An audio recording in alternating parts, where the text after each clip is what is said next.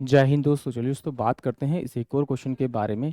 इस क्वेश्चन में एग्जामिनर ने कहा है Raman can do a work in 5 days, यानी कि यहाँ पे रमन एक नाम का व्यक्ति दे रखा है, यानी कि आर से मैंने माना वो उसका किसी काम को 5 दिन में करता है।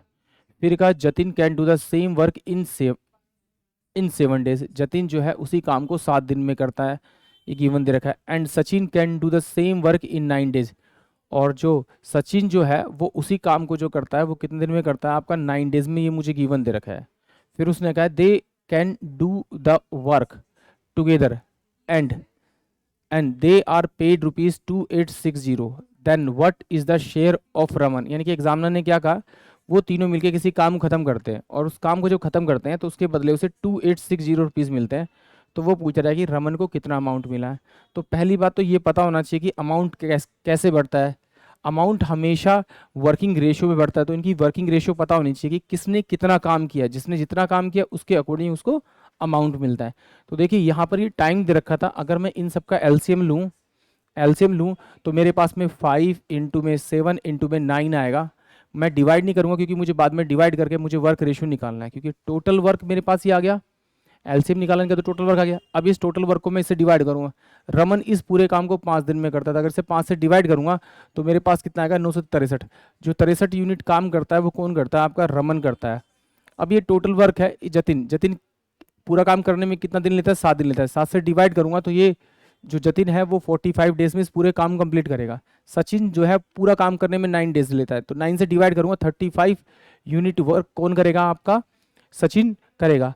अब जो ये अमाउंट है वो अमाउंट बटेगा इनकी वर्किंग रेशियो में बटेगा। तो मैं लिख सकता हूँ कि भाई ये मेरे पास में रमन जो है वो कितना है 63 यूनिट काम करता है एक दिन में, तो जतिन जो है वो एक दिन में कितना करेगा 45 यूनिट काम करेगा, और जो सचिन जो है वो एक दिन में 35 यूनिट काम करेगा। अगर मैं इन सबको ऐड करूँ तो मेरे पास में 143 टोटल आएगा सम। इतना वर्क था, इतने वर्क के लिए जो पैसे मिले वो कितने मिले आपके 2860 मिले। तो इस नंबर को मैं इस नंबर से डिवाइड करूंगा तो मेरे पास एक नंबर आएगा, वो नंबर आए 20। अगर इस 143 को मैं 20 से मल्टीप्लाई करूंगा तो वो मेरे पास जो अमाउंट आएगा 2860 के बराबर आएगा। तो इसी नंबर से आप इसको मल्टीप्लाई कर दीजिए तो आपको रमन की सैलरी मिल जाएगी। तो 3 दूनी 6 और 6 दूनी 12, यानी कि 1260 रुपीज़ जो मिलेंगे वो रमन को मिलेंगे इस शेयर में से, यानी कि ऑप्शन सी जो होगा वो इस क्वेश्चन का करेक्ट होगा। आइए, अगर आप इसको इतना बड़ा नहीं करना चाहते और आप इसे थोड़ा सा और छोटा करना चाहते हैं तो आप यहाँ पर इसे ओरली भी निकाल सकते हैं। कैसे, ज़रा देखिए। यहाँ पर देखिए, पहले मैंने लिखा रमन है मेरे पास में, फिर मेरे पास क्या है आपका जतिन है मेरे पास में, और ये मेरे पास में आपका है फिर सचिन है। अब देखिए, जो रमन है वो 5 दिन लेता है, जतिन जो है वो 7 दिन लेता है, और सचिन जो है वो 9 डेज लेता है। अगर मुझे निकालना है रमन का कि रमन कितना यूनिट वर्क करता है, तो इस 5 को छोड़ के अदर 2 से मल्टीप्लाई कर दीजिए। 9 और 7 से मल्टीप्लाई करेंगे तो जो 63 आएगा वो रमन का यूनिट वर्क आएगा एक दिन में। फिर अगर मुझे जतिन का निकालना है तो जतिन की डेज को छोड़ के रमन और सचिन दोनों को मल्टीप्लाई कर दीजिए तो इसका यूनिट वर्क आ जाएगा आपका 45। आप अगर आपको सचिन का निकालना है तो सचिन को छोड़ दीजिए, इन दोनों को मल्टीप्लाई करेंगे तो कितना आ जाएगा आपका 35।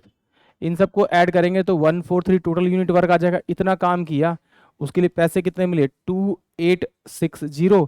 इससे मैं इसको डिवाइड करूंगा तो मेरे पास कितना आएगा 20। इस 20 से 143 को मल्टीप्लाई करूंगा तो 2860 आएगा।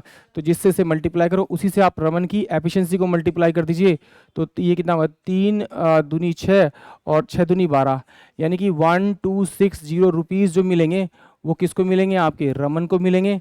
और अगर आपको जतिन की निकालनी तो इसी से इस 20 को इस 45 से मल्टीप्लाई कर दीजिए तो 900 रुपीज़ किसके आएंगे, जतिन के आएंगे। अगर इससे इसको मल्टीप्लाई करेंगे तो ये 700 रुपये किसको मिलेंगे, आपके ये सचिन को मिलेंगे। बट मुझसे उसने पूछा है रमन के बारे में, तो ऑप्शन जो इसका ए होगा वही इस क्वेश्चन का करेक्ट होगा। आई होप आप सभी को क्वेश्चन समझ में आया होगा। जय हिंद, जय भारत।